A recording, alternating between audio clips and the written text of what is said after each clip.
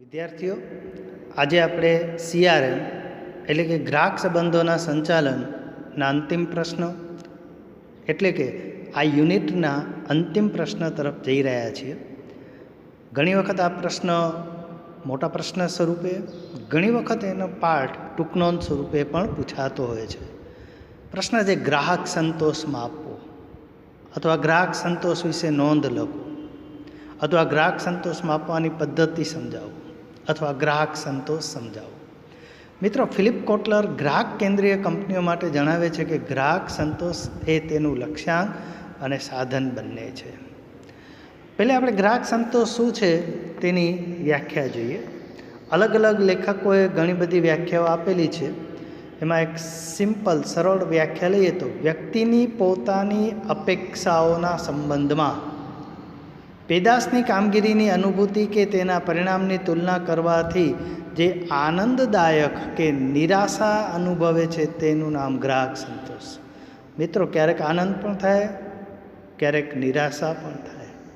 આપણે કોઈ રેસ્ટોરન્ટમાં નાસ્તો કરવા ગયા, સારામાં સારી કિંમત આપીએ છીએ, પરંતુ ટેસ્ટ કે ક્વોલિટી બરાબર ન હોય તો એના પ્રમાણે ક્યારેક સંતોષ મળે, ક્યારેક સંતોષ ન મળે. એટલે કે ક્યારેક આનંદ થાય, ક્યારેક નિરાશા થાય.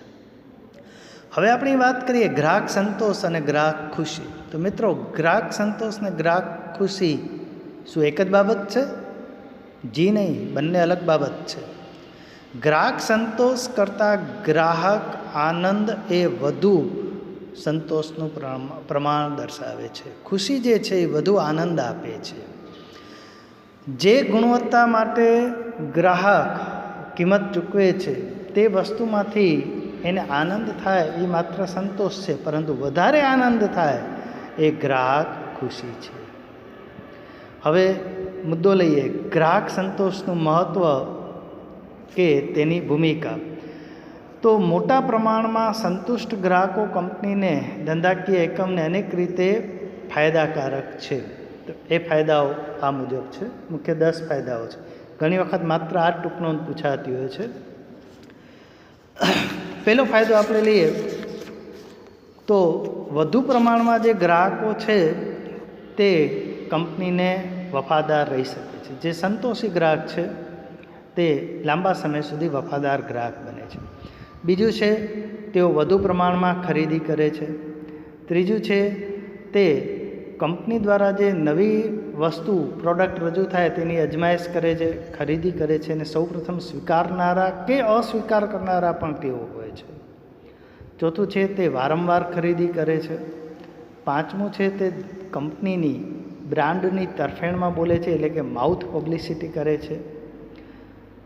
છઠ્ઠો મુદ્દો છે તે હરીફ બ્રાન્ડ પ્રત્યે ઓછું ધ્યાન આપે છે. દાખલા તરીકે એક સિમ્પલ વાત તમને કહું કે તમારા પરિવારમાં વર્ષોથી જે પેપ્સોડન્ટ કે દંતકાંતિ કે અન્ય કોઈ ટૂથપેસ્ટ વપરાતી હશે તો મોટા ભાગે તમે એ પરંપરામાં એ વસ્તુ જ ખરીદતા હશો.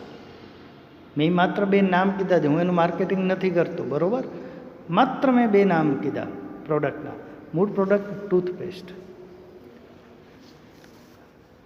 સાતમો મુદ્દો છે ખરાબ સમયના સંજોગોમાં કંપની સાથે સ્વૈચ્છિક સમાધાન કરે છે. એટલે કે વિદેશોમાં જે રીતે કંપની ઉપર કોર્ટ કેસ થાય છે એવા કેસ અહીં મોટાભાગે થતા નથી. ત્યારબાદ કંપનીની રજૂ થતી નવી પેદાશની સેવાઓ તેમજ કિંમત બાબતમાં ઓછા સંવેદનશીલ હોય છે. એટલે કે તેઓને ખ્યાલ હોય છે કે વાજબી કિંમત જ લેશે, અથવા જે કિંમત વસૂલ કરશે એના પ્રમાણમાં સારી ગુણવત્તા પ્રોવાઈડ કરશે, અને જે જરૂરિયાતો છે ગ્રાહકની તે પૂરી કરશે. નવમો મુદ્દો છે નિયમિત વ્યવહારોને કારણે ગ્રાહકોને સેવા પૂરી પાડવા બાબત ઓછી પડતર આવે છે. કંપનીનો નાણાકીય ફાયદો થયો, પડતર ઘટે છે. અને અંતિમ ફાયદો જોઈએ તો તે કંપની વિશેની તેની માન્યતા તેમજ અન્ય વ્યક્તિઓની માન્યતા અંગે સાચો પ્રતિભાવ પૂરો પાડે છે. અને સાચો પ્રતિભાવ જે હોય ધંધાકીય એકમ માટે અતિ અગત્યનો છે. કોઈ પણ ધંધાકીય એકમે જેણે પ્રગતિ કરવી છે એણે માત્ર સારું નહીં સાંભળવાનું, સાચું સાંભળવાનું, તો એ પ્રગતિ કરી શકે છે. અને દરેક વ્યક્તિગત બાબતમાં પણ આ જ લાગુ પડે છે.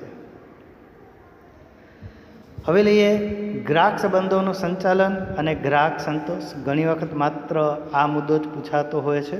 એના 3 પેટા મુદ્દા છે, આ ટૂંકનોંધ સ્વરૂપે પૂછાય છે. ગ્રાહક સંબંધોનું સંચાલન ગ્રાહક સંતોષ માપવા સાથે બહુ સારી રીતે અને પર્સનલી સંકળાયેલો છે, બરાબર છે.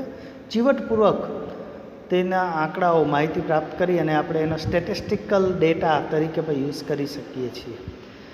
એના 3 મુદ્દા આવે છે. પહેલો મુદ્દો છે યોગ્ય પ્રતિભાવ પ્રાપ્ત કરવો. ગ્રાહક જે છે એમનો અભિપ્રાય જે છે, પ્રતિભાવ છે, તે યોગ્ય હોવો જોઈએ. માત્ર સારો કે માત્ર ખરાબ એવું નહીં. આપણી અપેક્ષા, ધંધાદારી એકમની અપેક્ષા પ્રમાણે પણ નહીં. ગ્રાહકને જે યોગ્ય લાગે, જે સાચું લાગે તે એણે પ્રતિભાવ આપવો જોઈએ. એ યોગ્ય પ્રતિભાવ જ આપણે અહીં પ્રાપ્ત થાય તે ચકાસવું જોઈએ. બીજો મુદ્દો છે ગ્રાહક વફાદારી બાબતમાં યોગ્ય તારવણી કાઢવી.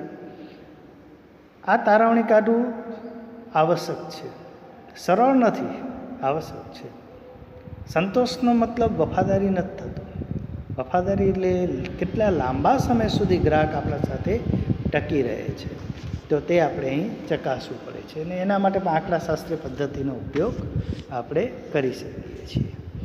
અને એની અંદર પેટા ત્રીજો એક વિગત આવે છે કે આ બંને બાબતો જે છે એ ગ્રાહક સંચાલનમાં કઈ રીતે ઇનપુટ કરીએ છીએ તે. હવે આપણે આગળ વધીએ. અલગ ટૂંકનોંધ ઘણી વખત પૂછાતી હોય છે અને તે છે ગ્રાહક સંતોષ માપવાની પદ્ધતિઓ. મુખ્ય 4 પદ્ધતિઓ છે. એક, યોગ્ય પ્રતિભાવ પ્રાપ્ત કરો, જે હમણાં પણ આપણે સંચાલનમાં જોઈ ગયા, એટલે રિપીટ નથી કરતા. પછી પ્રતિભાવ દ્વારા ગ્રાહક વફાદારી અંગેનું યોગ્ય તારણ મેળવવું. યોગ્ય રીતે આંકડાશાસ્ત્રીય પદ્ધતિનો ઉપયોગ કરી પ્રતિભાવમાં ગ્રાહકોએ જે સંતોષ દર્શાવ્યો છે કે જે ફરિયાદ કરી છે તે બંને બાબત યોગ્ય રીતે નોંધ કરી અને કેટલા લાંબા સમય સુધી ગ્રાહક ટકી રહે છે તેના આધારે વફાદારી નક્કી કરી શકાય છે.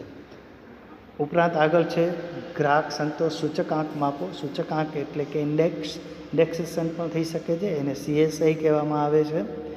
આ એક અગત્યનું સાધન છે, આંકડાશાસ્ત્રીય સાધન છે, જેના દ્વારા આપણે ગ્રાહકોના અભિપ્રાયને આંકડાકીય સ્વરૂપે રજૂ કરી અને એનો સૂચકાંક માપી શકીએ છીએ. અને તેના આધારે ચોથી પદ્ધતિ છે વેચાણ સંતોષનો સૂચકાંક માપી શકાય છે. ગ્રાહક સંતોષ સૂચકાંક એ અલગ છે બાબત, અને વેચાણ સંતોષનો સૂચકાંક એક અલગ બાબત છે કે ધંધાદારી એકમે જે પ્રોડક્ટનું વેચાણ કર્યું છે તેનાથી ગ્રાહકને કેટલો સંતોષ થયો છે એ વેચાણ સૂચકાંક વેચાણ યોગ્ય એની બ્રાન્ડ માટે ઉપયોગી બને છે. આના આધારે આપણે ગ્રાહક સ્થિરતા દર, ગ્રાહક ફરિયાદ નિવારણ એવા બધા કાર્યક્રમ પણ કરી શકીએ છીએ. અને હવે અંતિમ મુદ્દો ગ્રાહક સંતોષ માટે, કે ગ્રાહક સંતોષ માટે કોર્પોરેટ પ્રવૃત્તિ એટલે ધંધાદારી એકમ કઈ કઈ પ્રવૃત્તિ કરી શકે છે. તો સૌપ્રથમ જે ગ્રાહકને કેન્દ્ર સ્થાને મૂકવું. દરેક નિર્ણયમાં ગ્રાહક કેન્દ્ર સ્થાને હોવો જોઈએ. એટલે કે ગ્રાહકને કેવી જરૂરિયાત છે, કઈ કિંમતે પ્રોડક્ટ ખરીદે છે, એ ક્યાં રહે છે, એની નજીકમાં શું છે, એટલે કે ટ્રાન્સપોર્ટેશન, એ બધા મુદ્દા, ઘણા બધા મુદ્દા, કેવા પેકિંગમાં ખરીદે છે એ આપણે ચકાસવું જોઈએ. પછી ગ્રાહક દ્રષ્ટિબિંદુના આધારે તેની અપેક્ષાઓ ચકાસવી જોઈએ. જેના માટે સેલ્સમેન કે ફેરિયાઓ કે છૂટક વેપારીઓ આપણી બહુ જ સારી હેલ્પ કરી શકતા હોય છે. આપણી મીન્સ ધંધાકીય એકમની કોર્પોરેટ માટે. પછી ગ્રાહકોને બાહ્ય વ્યક્તિ નહીં પરંતુ ધંધાના ભાગીદાર માનવા જોઈએ. કારણ કે ગ્રાહક છે તો ધંધો છે. ગ્રાહકનો ધંધો કેમ કરશો ને ધંધોની નફો કેમ કરશો?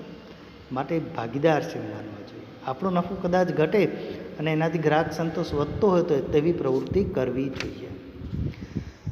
ચોથો મુદ્દો છે પેદાશો વેચશો નહીં પરંતુ તેને ખરીદવામાં મદદરૂપ થવું. એટલે કે ગ્રાહકને આપણે માત્ર પેદાશ વેચવાની નથી, પરંતુ ગ્રાહકને એ ખરીદવાથી શું લાભ થાય તે સમજાવવાનું છે.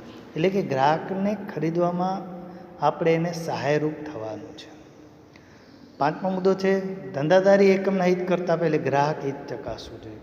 મિત્રો, ઇતિહાસ ગવાહ છે કે જે ધંધાદારી એકમ હોય એટલે ગ્રાહક મહત્ત્વ કે ગ્રાહક હિતને પ્રાધાન્ય આપ્યું છે તેઓ લાંબી મજલ સુધી પહોંચી શક્યા છે. પોતાના હિતોને પણ સિદ્ધ કરી શક્યા છે, પોતાના હેતુઓને પણ સિદ્ધ કરી શક્યા છે. ત્યારબાદનો મુદ્દો છે ગ્રાહકોની અપેક્ષાઓ જાણો અને સતત સંતોષની કક્ષા માપતા. જેમાં આપણે માપવાની વિવિધ પદ્ધતિ છે, એટલે CSI પણ જોયું, બરાબર, ઇન્ડેક્સેશન, સૂચકાંક, તો એ પણ આપણે કરી શકીએ છીએ. પછી સંપૂર્ણપણે અને સાતત્યપૂર્ણ તમે આપેલ વચનનું પાલન કરો. જાહેરાતમાં જે વચન આપવામાં આવે છે કે ગ્રાહકોને જે વચન આપવામાં આવે છે, કોર્પોરેટ સંસ્થા હોય તેનું ચોક્કસ પાલન કરવું જોઈએ, તો જ લાંબા સમય સુધી ગ્રાહક વફાદારી મળી શકે છે.